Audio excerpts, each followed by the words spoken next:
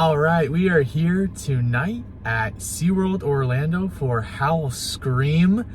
We are actually going to Howl-O-Scream for the first time. We've never done this before, and we're kind of just going to take you guys along to see what it's like and kind of just explore the event in the park as well. We've heard some pretty good things about the event. It was like rated the #1, what was it, scariest best event? Halloween event, best theme park Halloween event. Best theme park Halloween event, apparently, is what it's been according rated. to Seaworld. Yeah. So. Again, could be a little biased, but I guess our goal tonight is to do all the houses and then try to do. I think they have like 2 shows, so I want to get the 2 shows done, and then lastly we'll try to maybe do some roller coasters. But priority is Halloween stuff and then roller coasters. And this is actually my first time going to SeaWorld ever. I've never gone to SeaWorld before, so it's gonna be interesting to just see what SeaWorld looks like. All right, so I guess the entrance to Howl-O-Scream is not at the main entrance for SeaWorld. It's on the other side. So we're walking towards that right now.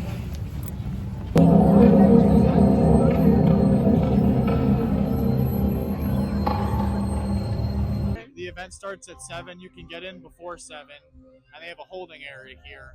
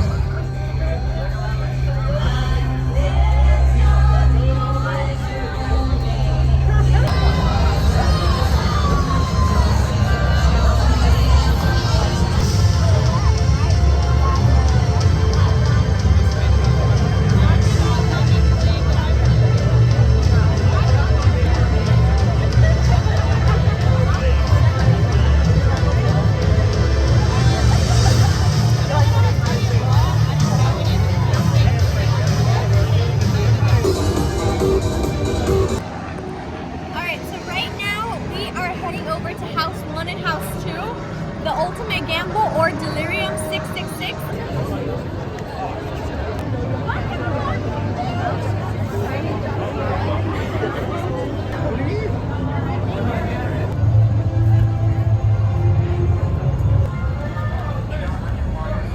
The Ultimate Gamble and Delirium 666. First impressions, 1, it was really cool that we made one line. It was 30 minutes, so it was pretty long, even though we were one of the first people to get in to the regular queue. But what was really cool is that we were able to do 2 houses in just making one line. So Ultimate Gamble was okay. I didn't think it was too scary. The storyline was okay as well. That's really all I gotta say about that one. But then Delirium 666 was really cool because they got us in an elevator, and it was just me and Eamon, and they separated us from the entire group, and it was kind of like it felt a little rushed. But I think I would give Delirium 666 a 4. And I also did forget about Ultimate Gamble. They did something really cool where they had some plastic things up against our faces. I don't really know how else to describe it, but I've never seen that done, and it was kind of scary if you're someone that doesn't like enclosed spaces.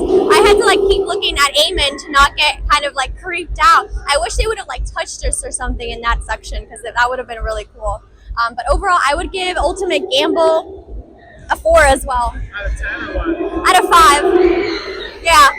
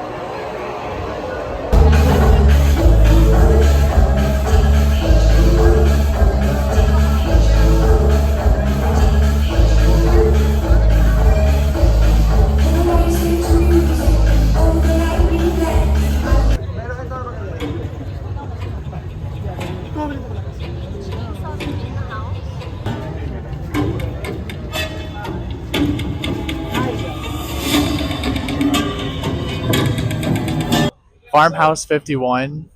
We just finished it. Oh my god, that was fun. That was really fun. It was about 20 minutes, much faster than the other line. That was like consistently moving, but it was a good house. I give it a 5 out of 5. Honestly, 5 out of 5.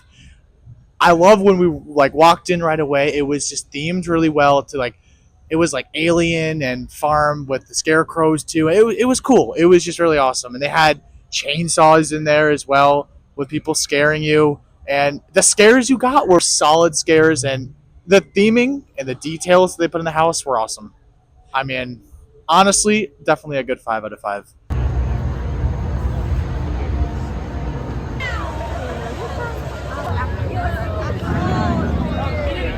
All right, we just got done with Water's Edge Wellness Center haunted house. The whole house had such a sinister feeling. You were entering an insane asylum, and while there weren't a ton of jump scares, the ones that were there were really good.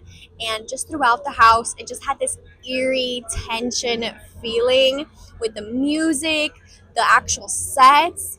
Very great. I would give it a 5 out of 5. I think this is my favorite house so far, and we have one more to go. But really good job, SeaWorld. We just finished watching the show Monster Stomp, and we really enjoyed it. It was almost like just a musical. They had a whole bunch of different songs that they played, and they were dancing, singing, and the two main people singing were really good. My favorite part about that show was the knife drummers. By far the best part of the show. They were all like in sync and drumming with the knives that they had. I liked in the beginning too how they had the people walking around. Like they were really, really in set character the whole time, which was awesome, even before the show started. So it was really loud though. I have to say, like the show was very loud the whole time. Don't skip the show. It's more than just singing. So you got to see it.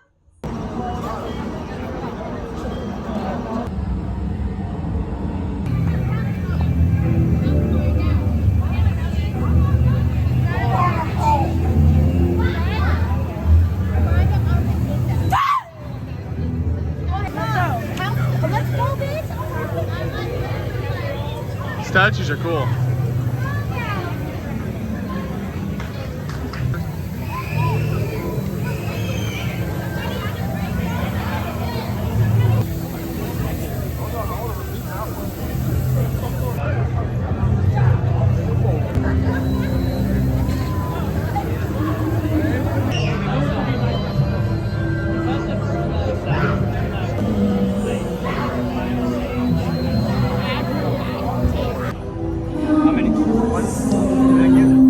Just finished the Atlantis haunted house, and it was kind of controversial. It was a really good build-up because on the outside with that scare zone, it was called Terrors of the Deep Scare Zone. The scare zone was cool, but right when we walked in, it kind of felt like they didn't necessarily finish everything. You weren't fully immersed in the house. The roof wasn't covered, so you were kind of seeing what was above you and around you. They only had like the walls kind of themed with the Atlantis theming, and that was good. They did a good job with it. It's just you weren't necessarily fully immersed. Probably anywhere from like a 3.5 to maybe a 4 is what I'd give it. The house was long, but yeah, that was our only complaint. It was just the buildup was there, but once we got in it, it kind of just felt like it was missing some of what it needed in our opinion. Yeah, I probably wouldn't do it again. I'd probably go other houses.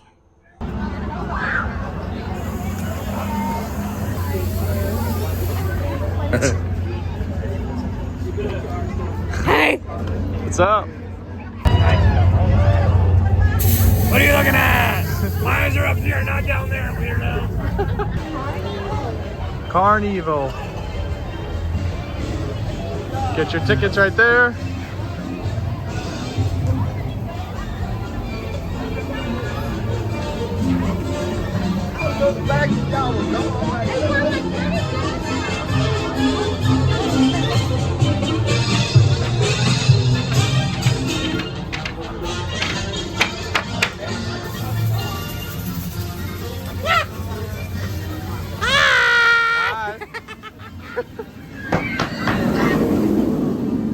Running it.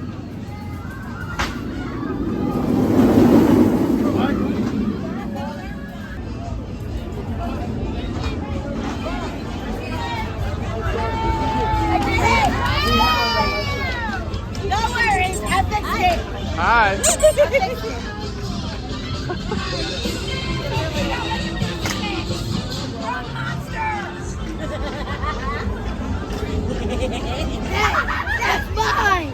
No, I just made it with my own bare hands! Oh my god, that was loud. Alright! Here we go!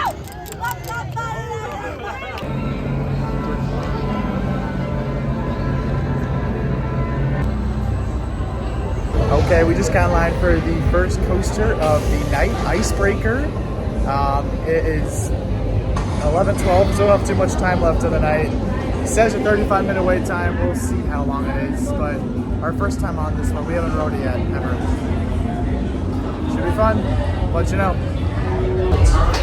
Hold on to your lap harness, face forward, and keep your back and head against the seat and headrest. Back, please lift up on your lap harness, unbuckle your seatbelt, and carry. We just got off of Icebreaker and we were in the second to last row. Oh my god, the airtime. Talk about airtime on that. We felt like we were coming out of our seats the entire ride. That packed a punch. That was fun. That second, like it goes back and then it drops. And since we were all the way at the back, we were like all the way at the top, tippy top. I was like shaking. I was like, oh my goodness. It does 4 launches, 2 forward, 2 backwards, and then, yeah, that hill, oh my gosh, it's amazing. Awesome. It is 12:46. We are in the car now and finished with Howl-O-Scream. We had a full night and we were able to finish all of the haunted houses. We went through all the scare zones and we actually got 3 rides on Icebreaker. And a show. And a show. And a show too. We thought there were a lot of pros and cons to Howl-O-Scream. Like, we thought some of the scare zones were actually a little bit better than how HHN did it. Some of the houses were not necessarily better, I would say. Some of the houses were kind of just okay. Only like 2 of them really stood out to me. I don't know about you. No, 2 of them stood out to me like that were really good.